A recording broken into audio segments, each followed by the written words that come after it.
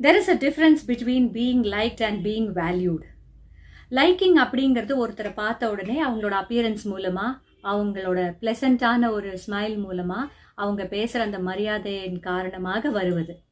At the same time being valued அப்படிங்கிறது அவங்களுடைய குணங்களின் மூலமாக, அவங்களோட ஐடியாலஜிஸ் மூலமாக, அவங்களுடைய எண்ணங்கள் எப்படிப்பட்டதாக இருக்கின்றது அப்படிங்கிறதன் வாயிலாக வருகிறது.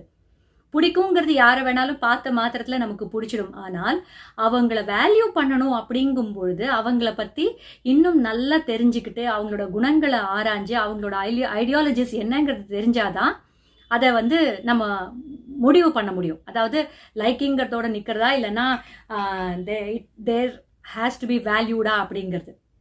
ஸோ நம்மளுக்கு ஒருத்தரை பிடிக்கணுமா ஆர் நம்ம வேல்யூ பண்ணப்படணுமாங்கிறது நம்ம கையில் தான் இருக்கு. கரெக்டா நான் சொல்றது?